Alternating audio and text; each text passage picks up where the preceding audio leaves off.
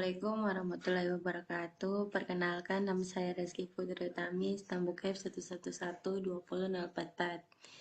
Di sini saya akan memaparkan materi tugas kedua dari mata kuliah Manajemen Investasi dan Properti.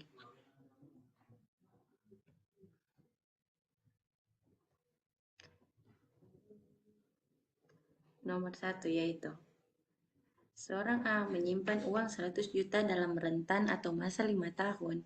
Apabila bunga deposito hanya 6% per tahun, berapakah uang yang didapat pada akhir tahun kelima? Sementara seseorang lainnya yaitu B membeli tanah seharga 100 juta rupiah pada tanggal dan tahun yang sama dengan asumsi kenaikan harga tanah setiap tahun 20% dan dijual pada akhir tahun kelima. Bandingkan yang mana paling menguntungkan, investasi tanah atau deposito, dan berapa besaran yang didapat pada akhir tahun kelima. Diketahui yaitu P 100 juta, R 6% per tahun, T 5 tahun, N 1 tahun. Penyelesaiannya yaitu P kali 1 tambah R per N pangkat N kali T. Hasilnya yaitu 133.800.222.558 rupiah. Jadi jumlah uang yang didapat si A dari investasi deposit pada akhir tahun kelima adalah sekitaran 133.822.558. Sedangkan B diketahui P 100 juta, R 20%, T 5 tahun, N 1 tahun. Penyelesaiannya yaitu P kali 1 tambah R per N pangkat N kali T. Jadi jumlahnya yaitu 248.832.000. Jadi jumlah uang yang didapat si B dari penjualan tanah pada akhir tahun kelima adalah sekitaran 248.832.000. Kesimpulannya yaitu, maka berdasarkan perhitungan di atas, investasi tanah lebih menguntungkan daripada investasi deposito karena keuntungan yang didapat lebih besar. Kita bisa lihat sendiri dari jawaban yang ada di sini. Sini 133, sedangkan di sini 248. Maka yang lebih menguntungkan yaitu investasi tanah. Kita lanjut soal nomor kedua, yaitu hitung daya ungkil atau ungkit pemberian ruko 600 juta rupiah dan kemudian dijual setelah 12 bulan dengan harga 700 juta rupiah. Bandingkan uang muka 30% dan 50% dan bunga pinjaman cicilan 1% per bulan. Yaitu diketahui harga beli 600 juta, harga jual 700 juta, uang muka 30% yaitu 180 juta, uang muka 2 50% yaitu 300 juta. Bunga dan cicilannya 1% per bulan yaitu 6 juta. Penyelesaian yaitu uang muka 30% yaitu imbas hasil harga jual kurang harga beli per uang muka, jadi 700 juta kurang 600 juta per 180 juta.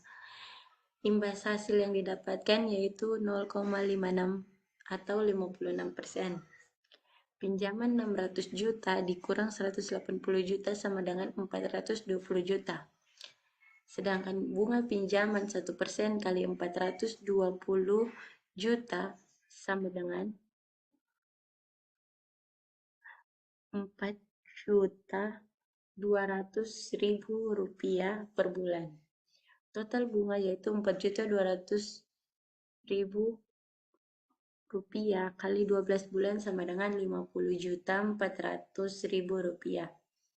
Sedangkan uang muka 50% yaitu imbas hasil harga jual kurang harga beli per uang muka.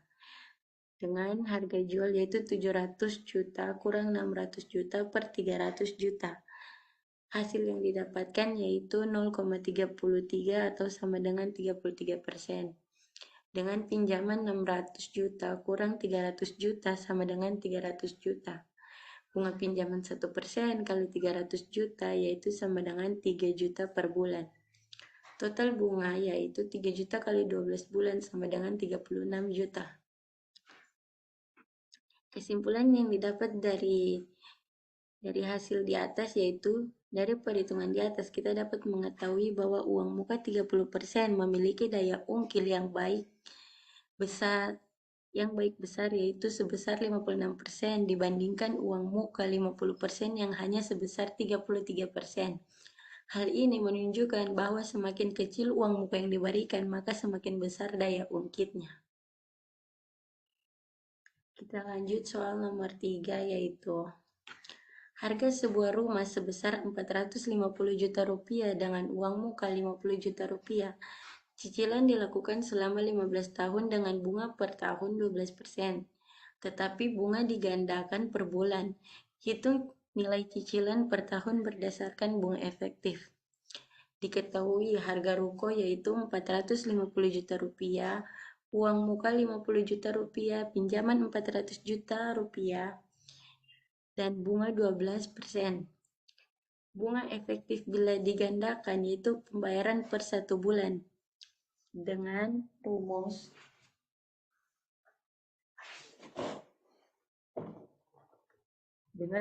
yaitu 1 tambah I per M pangkat M kurang 1.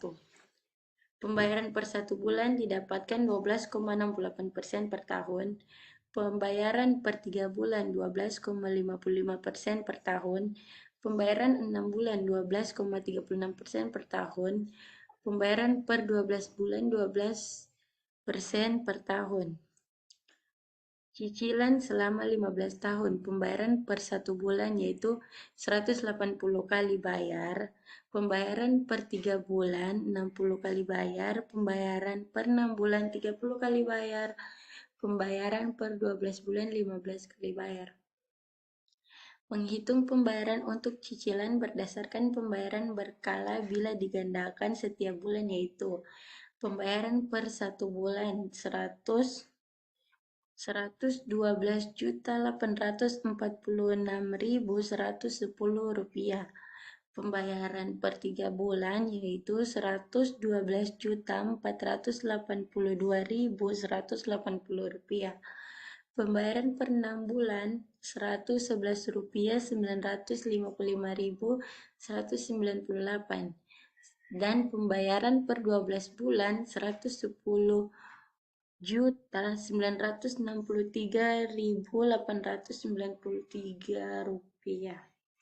Kesimpulannya yaitu pembayaran per 12 bulan lebih menguntungkan karena memiliki nilai bunga yang lebih sedikit dibandingkan dengan pembayaran dengan bulan lainnya.